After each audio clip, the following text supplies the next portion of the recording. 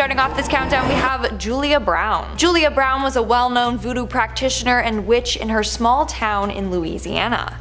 People knew her for her charms and her curses, as well as the creepy songs that she would sing on her porch with her guitar. In her community, people would come to her and she would perform a number of different rituals for them. That was until people started to take advantage of her, so she started to get back at them. When they came to her, she would scare them by telling them predictions like they're gonna die soon or bad things were coming for them. Then the locals were like, "Hey, what's going on with her?" Close to her death, Julia started to act strange. She would constantly sing songs about her death and how she would get revenge on the town. One song that she would sing goes as so: "When I die, I take the whole town with me. When I die, I take the whole town." Not a very cheery and upbeat song if you ask me. In fact, no one knew what she was talking about until the day that she passed away. On September 29, 1952, Julia passed away. On that day, the town came together for her funeral. Well, as they were lowering her casket into the ground, rain came down hard. This rain later turned into a disastrous hurricane that wiped out the entire town. So it's believed that before she left, she put a curse on the town, which is what she meant by "when I die, I'm taking the whole town with me." Over the years, a number of people have attempted to rebuild the town, but every time they do, it ends up getting destroyed again. Maybe her curse is real then. In our fourth spot today, we have Gerald Gardner. Gerald Gardner is often called the father of modern witchcraft, and that's due to the fact that he founded Wicca. Although technically he learned it from a group of people and then went on to just write about it, so they gave him credit for it. But anyways, basically back in 1939 he said that one night he encountered a group of women who claimed to be witches. They stripped him of his clothes and put him in the middle of a ceremonial circle. The circle was lined with naked women, and they showed him their ways. From there, he learned briefly about Wicca and thought, hey, this is great, let's preserve this and make sure that everyone knows about it. In 1954, he actually created a book titled Witchcraft Today that teaches others how to embrace Wicca fully. He then went on and became obsessed with the occult. In fact, it's believed that a number of Wiccans and pagans were saved partly because of him. They could come out and be like, yeah, I'm a witch, without fear of being hanged or burned alive. To this day, he's one of the most relevant witches in history, but also one of the more controversial ones. Number 3. The Black Hag. Our next witch probably has the most impressive title out of any of them, the Black Hag. That is such a cool name for a witch to have. She resides in a church called, oh god. Let me try this. The Monastery. Oh, what? You want to throw that on screen for me? Monastery. How am I supposed to say that? This is the witch's curse. I don't even know about any witchy stuff she does. She tries to get you to say this evil word and then it curses your family. I'm getting a note over here. It says that it's also called the Abbey of the Black Hag. Well, that's what we're going with. We're not calling it that other thing. I'm not doing that. The Black Abbey of the Hag, which as far as I know is the only name this church has ever gone by, was built in 1298. Wow, it's an old church. And was one of the few well-known medieval convents in old Ireland. The remains of the abbey still stand today in a secluded valley, making an already mysterious and supernatural place just that much more atmospheric. The place is called the Abbey of the Black Hag, for God's sakes. You don't name a place that unless it's pretty haunted. Sounds like it's straight out of Dishonored.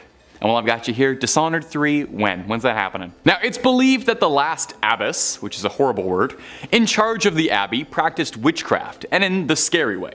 She brought death, misfortune to the surrounding areas. Pope Martin V condemned the abbey. He was not down for witches at all. Catholic Church don't play with witches. The accused witch left to live out in the damp, deserted abbey by herself, which she probably loved because that sounds scary. Over time, her skin blackened, her hair furrowed, and her soul twisted, leading to the place being named the Abbey of the Black Hag. And if you can believe this, there's actually more to this story. The Count and Countess of Desmond once called the abbey home when attempting to flee their attackers, where the Countess was fatally struck by an arrow and buried by her husband, but it would not be the end of the Countess. Sightings of a ghostly figure around the ruins of the abbey were common, eventually leading to someone digging up worn out finger bones. And it's said now that a woman's panicked shrieking can be heard in the early hours around the abbey. Number 2. The Blair Witch. Perhaps one of the most pervasive witches in pop culture after the Wicked Witch of the West, the Scourge of Maryland, the Blair Witch. Perhaps you saw the very successful 1999 documentary regarding her legend, or maybe you saw one of the two middling sequels. According to legends, she haunts the Black Hills Forest near the town of Burkittsville, Maryland. The local folklore states that in the 18th century, a woman named Ellie Kedward was accused of practicing witchcraft. She was chased and exiled out of the township of Blair and condemned to live in the woods, hence the Blair Witch. It's believed that she died out in the surrounding forests in the harsh winter of 1785, but it's also said that she placed a curse on the town moments before her death, vowing to seek revenge on the townspeople and their descendants for generations. And not to split hairs here, but that does actually kind of sound like she was a witch. I'm not saying it was justified in exiling a woman out of her town, just that placing a hex on a town definitely sounds like witchcraft, and I can understand where they were coming from. I'm just trying to understand the scenario, okay? I'm divorced from it. I'm not part of it. I'm just trying to understand it. From here, the legends of Kedward grew into the larger-than-life figure, the Blair Witch. Various disturbing events were attributed to the Blair Witch. Mysterious disappearances, people being lured away into the woods, supernatural phenomena, camera crews disappearing in forests, reports of finding strange hex bags in the surrounding woods filled with strange runes and symbols and remnants of people, hair, teeth, for her to perform wicked rituals. Now, it goes without saying, unless you firmly believed the marketing campaign of the 1999 film, the Blair Witch Project is obviously a movie. While they say it's based on the real story of Ellie Kedward, there is no record of a Blair Township ever having existed. Almost certainly, the Blair Witch's story is inspired in large swaths by the Bell Witch, who we talked about earlier. Although in a kind of unique case, back in the day when the Blair Witch did come out, its marketing was so effective, and in this sort of like pre-early internet area, there were several people who did think it was real. It was a cast of completely unknown actors by a team no one had ever heard of. And on some level, I don't know, maybe to get esoteric with it, what makes an urban legend real? Just us believing in it, right? Do you believe the other 4 stories I've told you more?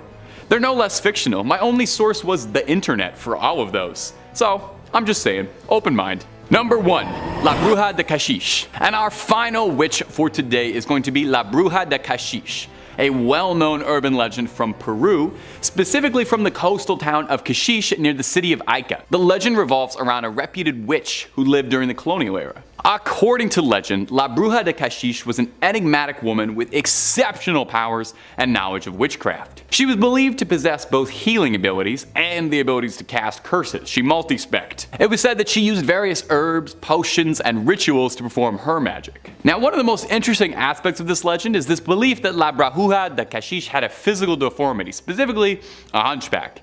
And if there's one thing we love in an urban legend, it's a bit of a physical deformity. It makes it that much more believable and scary. Because someone conventionally unattractive is way scarier than not. Don't blame me, blame our Western views on beauty. I didn't write them, I just perpetuate them. Over time, the legend of La Bruja de Cachiche became intertwined with the history and culture of the town of Cachiche. Local residents and visitors began associating certain landmarks and natural phenomena with their presence. For example, there's a famous gnarled and twisted tree called the Witch's Tree that is said to have been her gathering place. Today, Cachiche has embraced the legend of La Bruja de Cachiche as part of its heritage. The town has a statue of the witch, and there are various festivals and events dedicated to her, and I guarantee you no party goes even half as hard as a party celebrating a local witch. Oh my god, imagine the cauldrons do. The legend has also become a popular tourist attraction, drawing visitors who are interested in the occult, folklore, and statues. Number 5 on this list is what I'm going to be nicknaming the Scottish Witch from the Woods. I stumbled across a Scottish story about a witch where they were unable to discover her name. Hundreds of years ago, when Scotland was still being first developed,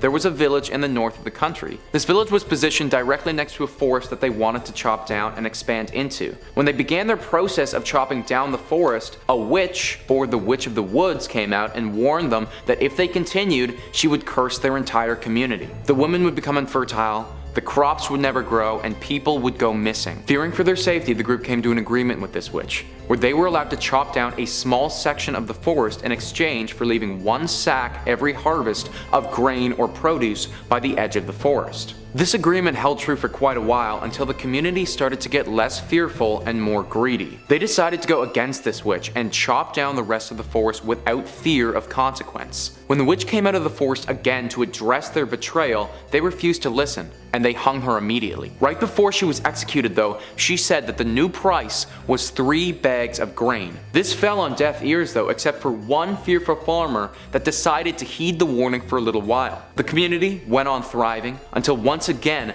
that farmer's fear was replaced with greed. He stopped delivering the grain, and that very same day his youngest daughter went missing. The community looked everywhere, but nobody could find her until somebody checked the mill. Through the bricks and all over the walls, blood started dripping down to the ground, and they knew exactly where his daughter went. That mill has since been torn down, but it was replaced with a silo, and to this day, the locals in that area still think that that silo is haunted by the Scottish witch in the woods. Number 4 on this list goes to the Paisley witches. The Paisley witches are actually nicknamed after the town of Paisley in Scotland, where these witches were based. Christian Shaw was an 11-year-old girl who was the daughter of a higher up in the Scottish community. It was this 11-year-old girl who fell victim to the curse of several witches. It started with a deep sickness that manufactured itself like any other: fevers, chills, exhaustion. But some reports say that it became much more than that. The story goes that Shaw on one occasion levitated from her bed, and on another occasion started chanting some deep curse. It was clear to everybody involved, including Shaw, that some form of Scottish witchcraft was afoot. Now, she made it evident that she believed multiple witches were involved in causing her ailment, 7 of them in fact. A trial was held for these witches where it was discovered that they all had the witch's mark, or the devil's mark as some like to call it, on their bodies. After this evidence came to light, the jury's decision was easy and all of the witches were sentenced to death. Now, this story was a long time ago, and it's hard to know for certain whether these individuals had anything to do with Shaw's ailment and witchcraft, or if they were wrongly accused, tried improperly, and the story has been exaggerated over time, which frankly is not unlike other potential witch stories during this period. The only thing that we can say for certain though is that the people back then and the 11-year-old Christian Shaw believed wholeheartedly that this group of Paisley witches was just that: witches. In our 3rd spot, we have the Witches of Huntingdon. The Witches of Huntingdon were several individuals in the UK who were found guilty of witchcraft. First, we have Elizabeth Reid. Apparently one night, 3 spirits came to her and told her to renounce God and make a blood pact with the devil. So she listened, and that's what she did. John Winnick also did the same, but only agreed to if the spirits would help him out financially. Others, including John Clark Jr., were also visited by these spirits and decided to also renounce God and make a deal with the devil. Out of the 9 people accused, 5 were found guilty and hanged. Well, John Clark knew that they were going to search everyone's body for their witch's mark, which they all had. So what did he do? He cut off his 3 days before he was searched. Literally gouged it out of his skin so that the mark was gone. But I'm kind of confused, because wouldn't that create another mark? I don't know, but I think he was let off the hook while he watched his friends be killed. He literally said, and I quote, "It was foolish to let the authorities find their marks. I cut off mine 3 days before I was searched." He then denied ever making a pact with the devil or being a witch, even though he was. Moving on to number 2, we have George Jacobs Sr. George Jacobs Sr. was an English colonist who was accused of witchcraft in 1692 during the Salem witch trials. George was quite the man around town. He had several run-ins with the law. He was known for having a violent temper, and in 1677 hit a man named John Tompkins Jr. 2 witnesses said, and I quote, "One blow, and if the latter had not held him by the arms, he would have struck him some more, he being in such a passion." Now, he was fined for this. Then in 1674 he was sued by his neighbor after he chased some of his horses into the river where they drowned. He argued that the horses were trespassing on his property, whereas others thought he just liked wreaking havoc on town. Fast forward several years later, George Jacobs Sr. and his son, George Jacobs Jr., and his daughter-in-law and granddaughter were all accused of witchcraft. Everyone got off except for Jacobs Sr., and that's because he had a witch's mark. His body was searched and they found what was described as 3 teats on Jacobs. It was thought that if a person had an extra nipple, that this was a sign that they were a witch. Why? Well, it was believed that the extra nipple or teat was from when the devil or some demons sucked the witch's blood as a form of nourishment. It was said that Jacob Sr. had 3 of them. One in his mouth, one on his right shoulder blade, and one on his hip. Now, they weren't actually nipples though, it was just a 1/4 inch long fleshy thing protruding from his skin with a sharp point. They proceeded to stick pins in each of them to see what would happen. This was called the witch pricker. Apparently, if you are pricked and you don't have a reaction to getting pricked and you don't bleed, then you are a witch. Well, when they pricked each teat, Jacobs never reacted to it and he didn't even bleed. So he was found guilty on August 5th, 1692 and was sentenced to be hanged along with the other witches. And in our number 1 spot we have Elspeth Redch. Elspeth Redch was an alleged witch in Scotland during the early 1600s. When she was 12 years old, she claimed that she was approached by 2 men. One was dressed in all black, the other in green tartan. The man in green told her that if she followed his instructions, that she would be able to obtain magical powers. He told her to boil an egg and use the condensation from cooking the egg and take it and rub it on her eyes with unwashed hands. Sounds like an eye infection to me. He said that this would give her the powers to see and know everything that she wanted. So she followed his instructions and bam, it actually worked. So now I kind of want to go home and try it. I don't know, maybe it will work. And she actually developed clairvoyant skills. When Elspeth was older, she was visited again by the men. This time it was only the man in black. He showed up in her room one night. He told her that he was neither dead nor alive, but trapped between heaven and earth. He also told her that to maintain her magic skills, she needed to act dumb. That way, no one would suspect a thing. They'd be like, she's not a witch, no, she's way too dumb to be one. Well, eventually she was caught. In fact, she got in way more trouble because of her acting dumb. They were all like, she's fully a witch, she tried to trick us, let's kill her. At her trial in March of 1616, she confessed to using her clairvoyant powers to spy on people, and she would also use magical spells to cure illnesses. Furthermore, when they inspected her body, they found a witch's mark. She had what appeared to be a scar in the shape of bite marks on her shoulder. Later she confessed that she was bit by the devil and that was the mark that he left. She was charged with witchcraft and deceiving locals by pretending she was mute. In the end, she was executed by strangulation before having her body burned. Kicking us off in 5th place, we have Tituba,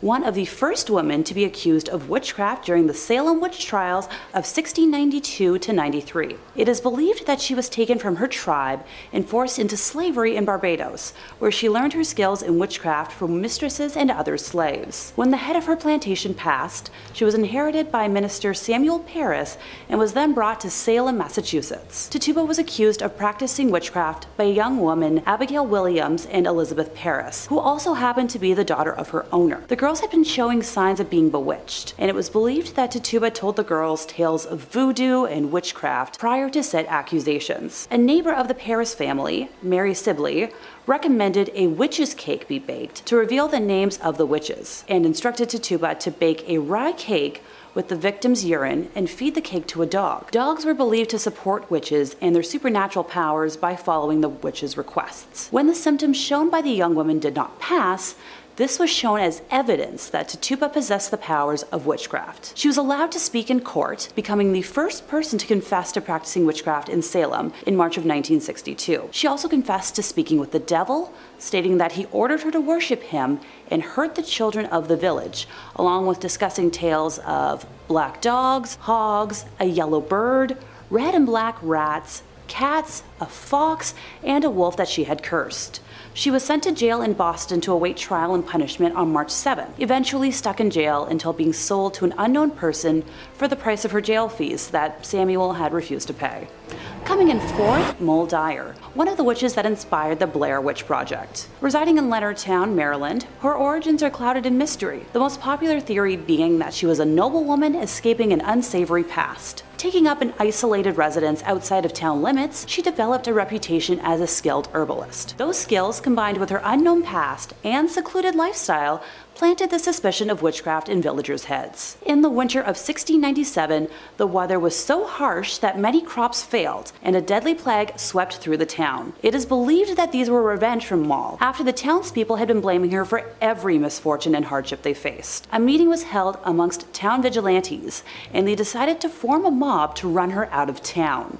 They set fire to her cottage in the dark of night, and Moll ran until her legs gave out, kneeling by a large rock. She raised her hand to the sky, calling down a further curse to the townspeople, and eventually froze to that same rock, leaving her handprint as a notice of her final act. The boulder has since been preserved as a landmark, and even though the handprint is no longer clearly visible, visitors have reported feeling profoundly uncomfortable or experiencing terrible aches and pains around it, and cameras have been known to malfunction in its presence. On the coldest nights of the year, people have reported seeing a woman with long white hair and wearing a white dress walking through the fields and woods near the town. Starting off this countdown, we have the North Berwick Witches. North Berwick is a small town in Scotland where some of the most brutal and horrific witch trials took place. It all started during the reign of King James VI. While on his way to get his new bride in 1589, he encountered a series of disastrous storms. In fact, the storms were so bad that he was forced to head back home. He immediately thought that the storms were the work of witches. It didn't help that back then a rumor had started that a witch had sailed out on the River Forth to conjure up some storms. So from then on, King James was dead set on finding these witches. In fact, 70 to 200 women were accused of being witches. Most of them were tortured and then executed. Now, apparently during these trials, he did come across a number of women that admitted to being witches. They claimed that they had all made deals with the devil and were now under his command. They also claimed that they would use one of the churches there to hold their covens. They even said that this was the place where they had summoned the devil himself. In fact, this church was located right on the seafront, so James was like, aha! The perfect place to conjure up storms, all of you are guilty. As a result, these witches were strangled and then burnt at the stake. In our fourth spot today, we have Sabrina Spellman. Although she's a fictional character, Sabrina still deserves a spot on today's list. Without too many spoilers, the show The Chilling Adventures of Sabrina is about Sabrina, a teenage witch who on her 16th birthday has to sign her name in the Book of the Beast. Upon doing so, she makes a deal with Satan. She basically gives herself to him in exchange for magical powers. At first, Sabrina refused to do so because she didn't want to give up her mortal life, but later on she was forced into doing it in order to stop a number of evil forces that were murdering many of the townsfolk. Once she signed the book, she is forced to do Satan's bidding. She has to basically bow down to him and do whatever he instructs her to do. In return, Sabrina's magic became even stronger. In fact, she became the fourth witch in all of history to summon demonic blue hellfire, which was then used in order to fight off the Greendale 13. And for her to do that as a relatively new witch is very impressive. Later on in the show, we also realize that Miss Wardwell is evil and is using Sabrina so she can become the Queen of Hell. Sabrina's destiny took a dark shift as soon as she made a deal with the Dark Lord. Although all the witches in the series have signed this book, the Dark Lord specifically needed Sabrina to sign it. Her destiny is far more different than the other witches in the show. Have you guys watched the show? Let me know in the comments below. Honestly, I did, but after season 2, I couldn't anymore. Let me know your thoughts though. Moving on at number 3, we have Lilith. Now, the description of Lilith varies depending on your beliefs. In Jewish folklore, Lilith is a female demon. In Luciferian witchcraft and Luciferianism, Lilith is described as the consort of Samael. Other people believe that she is the wife of Satan or that Lilith was the first wife of Adam. But she wasn't that obedient to him, and Adam didn't like that, so Lilith left. Then God made Eve, who was more obedient. Lilith became jealous and turned into the snake that made Eve take a bite from the apple. The two were banished from the Garden of Eden, and Lilith turned into a demon. Her main goal, to get revenge on all men. Then you have the people that believe Lilith is a child-killing witch. She wasn't able to conceive, so she was jealous of pregnant women and would go around killing them or stealing their babies. In this case, we are looking at the version in which Lilith is a witch, obviously. In this case, Lilith is working alongside Satan to do his dark bidding for him. Their deal is that if she's with him, then she will work for him. But she's not always obedient. In fact, she has gotten frisky with other men. In the TV series Supernatural, Lilith Lilith is depicted as a white-eyed, powerful demon. She is said to be the first human that made a deal with Satan and promised to serve him. As a result, she became the first demon. In the chilling adventures of Sabrina, we end up finding out that one of the characters, Miss Wardwell, is actually Lilith. She is referred to as Satan's concubine and the mother of demons, and of course, she's a witch. In fact, she is said to be the first witch in existence. She made a deal with Satan, or the Dark Lord. According to her story, she was wandering the wasteland aimlessly when she encountered Lucifer, the fallen angel. She made a deal to heal the wounds caused by the loss of his wings, if he in return helped her. She then pledged allegiance to him and became his handmaiden. In the end, Lilith wants to become his queen, which is why she goes to the extreme lengths to do whatever he tells her to do. Moving on to number 2, we have Sarah Good. Now, if you have seen the Fear Street trilogy on Netflix, then chances are you might be a little familiar with this story. The movie was loosely based off of the real witch, Sarah Good, but in the movie they changed her name to Sarah Fear. So Sarah was one of the first 3 women that were accused of witchcraft. It was her, Sarah Osborne, and Tituba. These 2 other ladies were said to be real witches, and when they were accused, they brought forth Sarah Good's name, saying that she was a witch too. Little tattletalers. The townspeople were quick to believe this because Sarah never attended church. She lacked self-discipline and self-control, and she was 38, but apparently she looked like she was 70. That combined with the other ladies' testimonies had everyone against her. In fact, apparently when she was brought in front of the court, a number of witnesses began to twitch and rock back and forth and moan. So they were all like, damn, she's definitely a witch. Look at what she's doing to the people that accused her of being one. Not only that, but her own husband and daughter even admitted to Sarah being a witch as well. And then things kept getting worse and worse for her. At one point in her trial, one of the accusers started acting out and claimed that Sarah attacked her with a knife. In the end, of course, she was found guilty of witchcraft and was sentenced to death. But just before her death, she made a deal with the devil to curse a priest. She said, and I quote, "I am no more a witch than you are a wizard, and if you take my life, God will give you blood to drink." Now when she died, apparently the priest and his land both became cursed, just like Sarah claimed it would. To this day, it's said that Sarah continues to haunt the town, searching for those that have wronged her. And in our number 1 spot today, we have the Bowness witches. In 1679 in Bowness, Scotland, a number of women were accused of being witches. These women were Annabel Thompson, Margaret Pringle, Margaret Hamilton, Bessie Yicker, and another woman named Margaret Hamilton. Now during this time, the hype and fear of witches was dying down. So people were shocked that out of nowhere 5 women were being accused. But rumor has it these women had renounced their baptisms and had been in contact with the devil on a number of occasions. They apparently had eaten, drank, danced, and had intercourse with the devil. Annabel Thompson even admitted that she had made a deal with the devil for a better life. She had been widowed twice, and so she turned to the devil for help, and in return she would be loyal to him. She then invited the other women to come over and do all these things with the devil with her. The women then apparently formed a demonic pact with each other and Satan. One of the Margaret Hamiltons also admitted that she had met the devil. She claimed that the devil came to her in the form of a black dog. And she said that she was his servant for 3 decades already. And another was accused of using her witch magic to help get wealth. As a result, all the witches were found guilty and were strangled at the stake before being burned to ashes. In our 3rd spot today, we have Mother Shipton. Mother Shipton, otherwise known as Ursula Sonthiel, was born in 1488 England.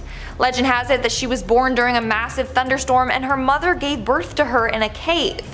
Her mother was only 15 at the time and was stuck raising Ursula in that cave by herself. That was until the monastery took her mother in and a local family took Ursula in. Eventually her mom was taken to a nunnery and they never saw each other again. Growing up, Ursula had a hard time fitting in. She had a large crooked nose, her back had a bend in it, and her legs were twisted. So right off the bat, people were like, yeah, she's a witch, just because of her appearance. In fact, people would bully her and call her hag face. Others believed her father was the devil. It didn't help that her mom refused to tell anyone who the father of her child was. So people were like, yeah, for sure, her father's the devil. Not only that, she would spend a lot of time by the cave that she was born in. Now, how did she get the name Mother Shipton?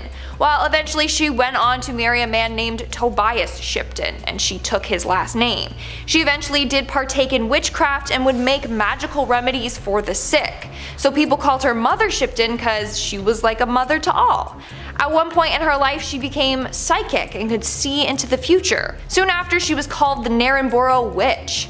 She made a living off of predicting and sharing the future with others. Moving on to number 2, we have Isabel Gowdie. Isabel Gowdie was a Scottish woman from Aldern, a village near the Scottish Highlands. She is well known in history because in 1662 she confessed to witchcraft and may have been executed. We actually don't know because there's no official record of it, so it's a mystery. Basically, during that time, if you were thought to be a witch, they would torture you until you admitted to being one, even if you weren't actually one. Well, Isabel's case sparked a lot of interest because she admitted to being a witch willingly without torture or anything. And she went into great detail on everything that she was doing. She gave 4 separate confessions given over a 6-week period. For example, she said she made a pact with the devil and had been engaging in intercourse with him. She also said that she was part of a coven and would cast spells on the community. She claimed she put a curse on some male authority figures who she felt victimized by. She also cursed her landlord for being a pervert and put one on the local church minister. Lastly, she also admitted that she had the ability to turn into animals and that she was interacting with fairies. Over the centuries, a number of people have analyzed Isabel and have come up with some explanations for her actions. One is that she suffered from psychosis or hallucinations, whereas others think it was a ploy to get maybe a more lenient sentence. But of course, you still have the people who believe that she was an actual witch and did everything that she admitted to doing. And in our number 1 spot today, we have La Voisin. Catherine Montvoisin, or La Voisin, was a witch that lived in France in the mid-1600s. Her witchcraft mainly comprised of mixing and creating potions, poisons, and medicines. She also would tell people their fortunes and would hold black masses where people could come and make contact with the devil through her. It started off with her just providing palm readings and advice for people, but then she realized that her clients were mainly women who were coming to her with spousal problems. A number of them wanted their husband dead, so she started creating the potions to help them kill their husbands and gain fortune. Then things started to get darker and darker. She began practicing dark magic and witchcraft. This involved her leading a number of satanic rituals in the catacombs under her home. One time she even spilt the blood of an innocent victim as a sacrifice for the devil.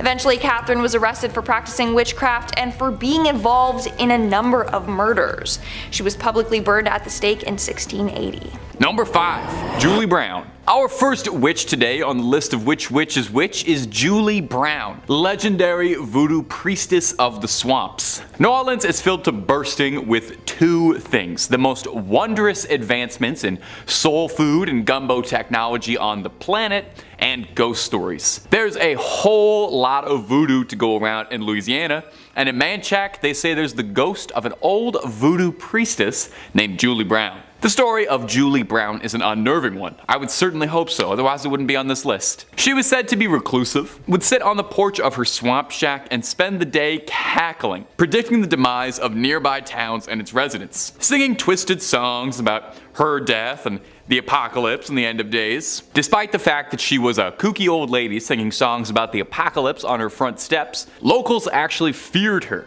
and treated her as an oracle and a prophet, and were very nervous of wronging her just in case she placed a hex on them, which, you know, is reasonable. You should always treat everyone you meet with kindness just in case they turn out to be a witch who can hex you. The prediction she's most known for, besides one bizarre correct prediction about the 1994 Super Bowl Cowboys at Bills game, was her threatening prediction in 1915, where Julie Brown would cackle over and over and over that she was going to die and take everyone with her. She chanted this again and again until her death. On her funeral, a hurricane hit the town, decimating 3 villages and taking countless lives. Julie is said to be buried in the swamp, and locals believe it was her spirit that caused the hurricane. And if you happen to be passing through Manchac, just pay your respects to Miss Julie Brown. Like I said, you never know what kind of secrets somebody has. And if you're looking for more stories about witches, or really any kind of urban legend, Top 5 Scary has all of that and then some. I'm not kidding.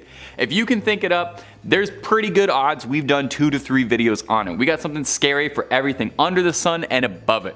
So hit subscribe. Please make sure you hit that little bell so you don't miss a single scream, but do that after this video because I got 4 more witch stories coming up for you right now. And wouldn't you know it, the next one's about a bell.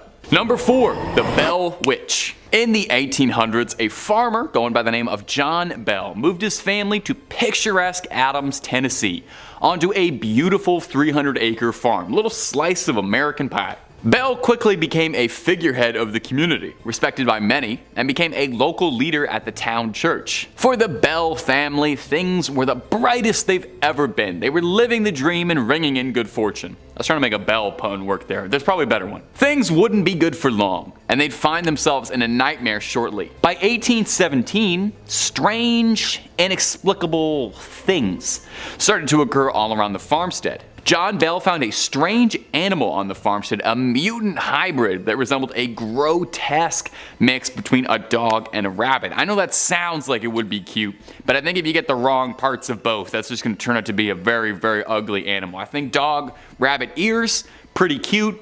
Maybe like dog, rabbit face, dog, rabbit body. I don't know. Mess. Anyway, it was a disgusting thing. The younger members of the Bell family would wake up covered in red scratches all over their bodies. At all hours of the day, the family would hear faint whispering and singing that sounded like an old woman singing hymns. Most tragic is the Bells found a mysterious vial of liquid inside their home that no one could explain or understand. Nervous about what it was, the Bells offered the mystery liquid to their cat, which passed almost immediately. Rest in peace, Bell cat, taken too soon, undeservedly. You didn't deserve to be an experiment for them. For 3 long years, the Bell family was tormented by a mysterious entity that would later become known as the Bell Witch, after the mysterious old woman's humming and singing. In 1820, John Bell quickly grew extremely ill, quickly descending in his health, and would pass away later. At his funeral, the mourners complained they could all hear the laughing of an old woman, mocking and singing the fate of the late John Bell. The farm became a haunted attraction, where it still is to this day, and it even caught the attention of President Andrew Jackson, who in 1819, a year before Mr. Bell's passing, visited to see if legends of the witch were real. Allegedly. As soon as his carriage arrived at the property, the horses refused to budge anymore. The animals can always tell. Starting off this countdown, we have John Reid. John Reid was one of the 7 witches tried in 1697 Scotland. When he was caught, persecutors found that he had a mark on his loin. John said that the devil had nipped him there and that it indeed was a witch's mark. John also confessed that he was in service with the devil. The devil promised him wealth and abundance, but in return, John belonged to the devil. But John revealed that the devil broke his promise and never did anything he said he was going to do. On top of that, John admitted to attending a number of meetings with other witches. He also admitted that he was responsible for the torment of Christian Shaw. Christian was an 11-year-old who claimed she encountered a pack of witches who then bullied her and stole her milk. He also admitted that they all drowned her in the local well. As a result of his confession, it was very clear that he was a witch and he was locked away in a cell. The next day though, he was found dead. He had hung himself in his cell with his own scarf. It was believed that this was the devil's work. The devil convinced him to take his own life because John exposed him. Within the following weeks, the other witches close to John took their own lives in their cell as well. Again, it's thought that the devil possessed them and killed them off one by one because he was pissed with them. In our 4th spot, we have Janet Howatt. Between 1661 to 1663, 44 people in Beaufort, Scotland were accused of witchcraft. 7 of those accused were executed. The fate of some of the others remain unclear. One of the main women was Helen Guthrie. She was not a nice lady at all. This woman murdered her own stepsister and the stepsister's children. But she was like, wait, I'll help you, and claimed that she was able to identify other witches just by looking at them. So she said she would help them in the witch hunt if they went easy on her. She then went on to make up elaborate stories of witches meeting up at graves and eating the flesh of other humans, etc. The more she made up and pointed fingers, the longer she got to live, and same with her daughter Janet Howatt. Janet was also accused of being a witch like her mom. In fact, she had a witch's mark on her shoulder. She said it was from the devil biting it. She also said that it hurt for so long until the devil visited her again and stroked her shoulder. When he did that, the pain immediately immediately stopped. Now, Janet was imprisoned with the rest of the accused, but we don't know what happened to her. They held a trial for her and no one testified against her. Plus, they only had the mark on her shoulder as evidence. We truly don't know if young Janet was let go or sadly killed. What we do know is that her plea date was 1666, 4 years after her arrest, so she was in jail for quite some time. Number 3 on this list is Helen Duncan. Helen Duncan was a Scottish witch who traveled throughout Europe and actually isn't that far removed from present day. She died in 1956 and is known by some to be the last Scottish witch. As a young girl, she was considered by most to be a normal, albeit outspoken and loud, growing child. It wasn't until midway through her life that she started seriously practicing witchcraft. Helen garnered a name for herself by regularly performing seances every evening and having the ability to communicate with the dead. During her nightly rituals, she would invite viewers to come and watch. These viewers had reported seeing the materialization of ghostly figures directly in front of their eyes when Helen entered her deep witchly trance. Helen was also capable of and would often excrete a strange looking ectoplasm from her mouth while she was doing this. And if this wasn't enough, Duncan could also see things that others couldn't. At one point, the ghost of a sailor appeared and talked about a very secretive incident that had happened in World War II that the public, or Helen Duncan, couldn't have possibly known about. After hearing this information, the authorities realized that they couldn't have Duncan revealing any important state secrets about the war and arrested her for witchcraft immediately. It was revealed during her trial that some of her witchy ways were not what people were led to believe though.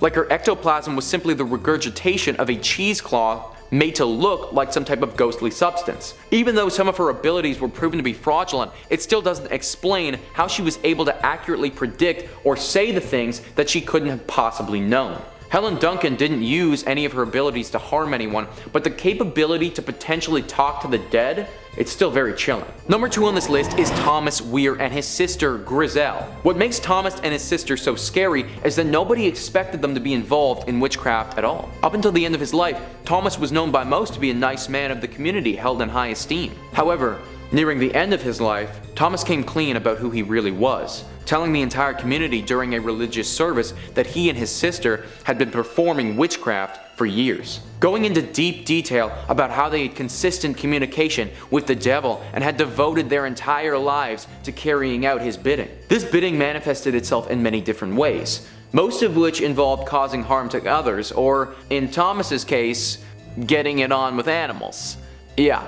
He was a weird dude. At first, the community barely believed him, but after the sister came out and corroborated his story in detail as well, they started piecing it together. Thomas was always walking around with a big black staff. The neighbors had reported hearing strange sounds in the evening coming from their home and weird lights going off. Suddenly, the guy that everybody thought they knew as their nice, friendly neighbor was somebody else entirely. Reports say that when he was burned at the stake, he took far longer to die than a human should. Also, his staff was burned with him, and it emitted an extremely strange sound and moved in unnatural directions when it was burning, as if it was being possessed by some force. I suppose that in the case of Thomas and Griselle, they had done such a good job at hiding their identities as witches and had been extremely methodical with their crimes, that before they died, they just had to let the world know just how evil they actually were. Number 1 on this list is Isabel Gowdie. Isabel was a Scottish witch from the 1600s, and frankly, she did everything. Through several confessions that she made on her own accord, without the pressure of torture or coercion from higher ups, Isabel admitted to taking part in a wide array of witchcraft activities. She admitted that she had freely let the devil suck blood from her neck and that she had romantic relationships with the devil before. She admitted to taking the body out of child's graves and using it in a ritual to destroy people's crops. She said that she had made clay effigies or voodoo dolls of someone's children and used these to harm and even kill them. Isabel was also part of a coven, a group of witches whose intentions were evil and had the ability to change their form into animals. She described in detail the brutal murders that she had committed for the devil and her fellow witches. She even offered up information about spells they had used to inflict illnesses on people, uttering some of them to the council she was confessing to. Now, it's unclear exactly why Isabel decided to confess to these heinous crimes and oust herself as being a witch. She had to be aware that confessing to these crimes of this nature would surely mean her execution. It had been said though that she felt extreme guilt for her crimes, and that's why she decided to come forward and accept the consequences as they were. Regardless of what her intentions were though, Isabel Gowdy has to go down as one of the most dangerous known witches in Scottish history. Third place raised Sherwood, the last convicted witch of Virginia. Also known as the Witch of Pungo, she was born in 1660 to carpenter John White and his wife Susan, and married her husband, Farmer James Sherwood, in 1680, whom she birthed 3 sons with. Grace was a renowned healer, growing her own herbs on their land, also acting as a midwife. While no official paintings or drawings of her exist, she is described as very attractive and tall, with a sense of humor. She was known to wear trousers instead of dresses while doing yard work, something almost unheard of at the time. The first accusation of wrongdoing against her came in 1697, when Richard Capps accused her of using a spell to end the life of his bull, of which the court could not make a decision. Grace and her husband filed a countersuit,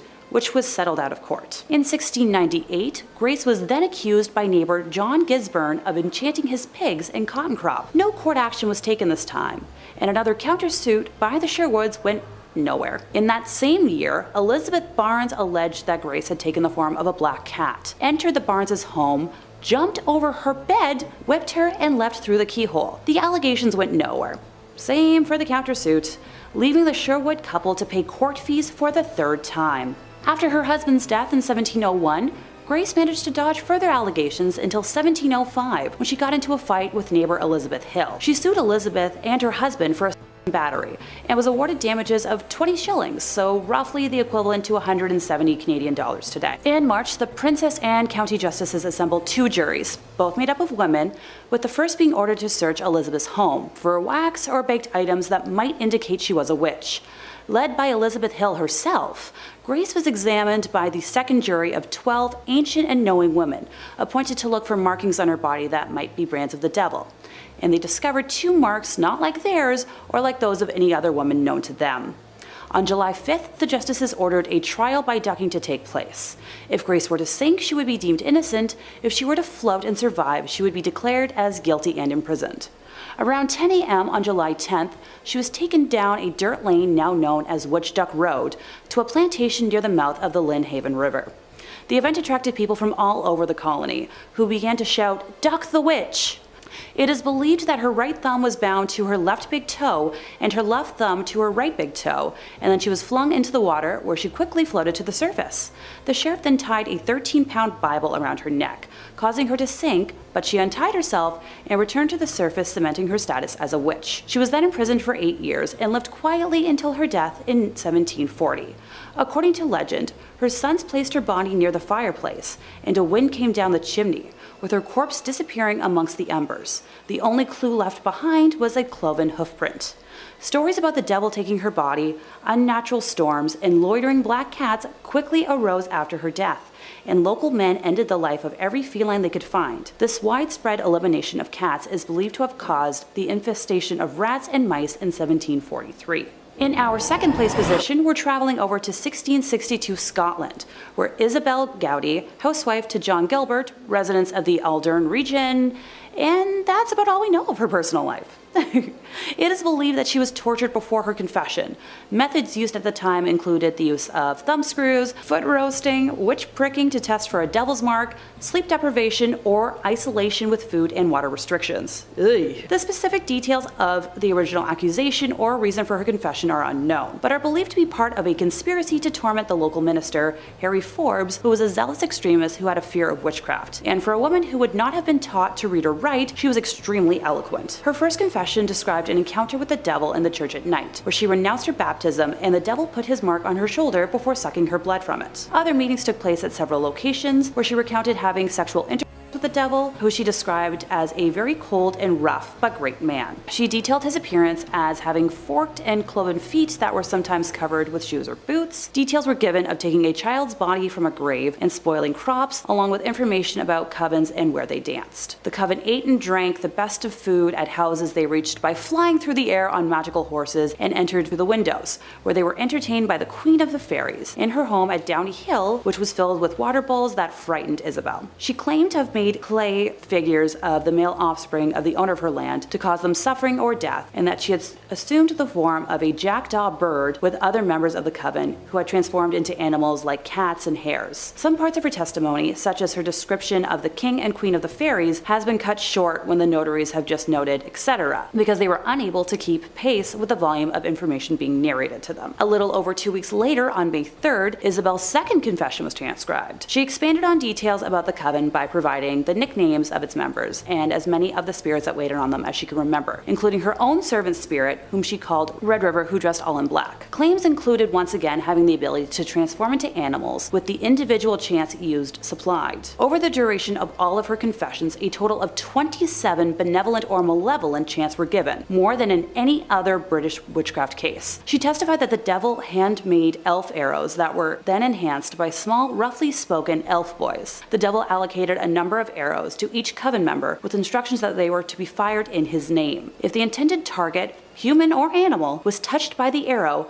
she claimed that they would pass, even if wearing protective armor. Spells used to inflict illness and torment on local minister Harry Forbes were also described. On May 15th, Isabel was brought before her interrogators for a third time. Same as her first two confessions, the transcript begins by detailing her pact with the devil. Taking the information she provided previously about the elf arrows a step further, she revealed the names of those whose lives she had ended, along with supplying names of other coven members with details of who they had unalived. She described an instance where the devil had sent her to run an errand disguised as a hare, and how, while in that form, she was chased by a pack of dogs until she was able to utter the chant to transform herself back into a human. She mentioned that while dogs could not kill her in that disguise, any marks sustained would still show after returning to human form. Descriptions of dining with the devil, along with salacious details concerning sexual relations with said devil, and broad characteristics of his were chronicled. The fourth and final confession on May 27th was mainly to confirm the three previous testimonies and an attempt to elicit more information about the members of the coven. After the 6 weeks that it took to record her testimonies, the panel of interrogators believed they had enough proof to request a trial from the Privy Council, which was granted. While there is no official record of the exact trial outcome, it is believed that Isabel would have been found guilty and, following the verdict, would have been transported by cart to Gallow Hill, where she would have been subject to a public strangulation and burning. The posthumous burning to ensure that she couldn't haunt the community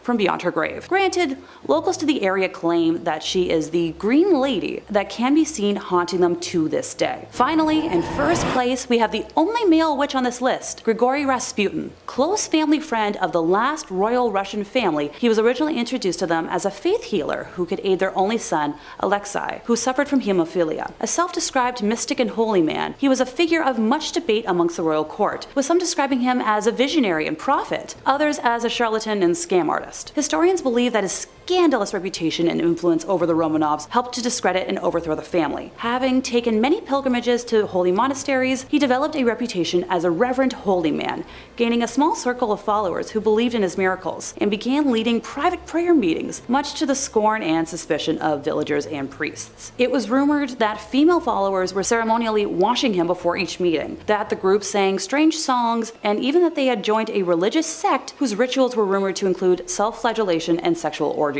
Word of Rasputin's activity and charisma began to spread in Siberia during the early 1900s, where he developed many friendships with high-ranking religious leaders, eventually leading to his introduction to the royal family. It's not certain when Rasputin first acted as Alexei's healer, with the earliest record on date being when he was summoned by Alexandra to pray for Alexei when he had an internal hemorrhage in the spring of 1907, with the young royal healing by the next morning. Due to his closeness with the family, Rasputin was allowed intimate access in situations that governesses to the children described as inappropriate. One governess in particular was released from her position simply for voicing her concerns about Rasputin being allowed around the children while they were clad in nothing but their nightgown. Another of the nursery governesses claimed in the spring of 1910 that she was seduced into sexual acts against her will by Rasputin, having originally been a devotee of him but was later disillusioned. The empress refused to believe her and said that everything Rasputin does is holy, later dismissing the governess. It was whispered in society that Rasputin had seduced not only the Tsarina but also the 4 young Grand Duchesses. Rasputin had released passionate letters written to him by the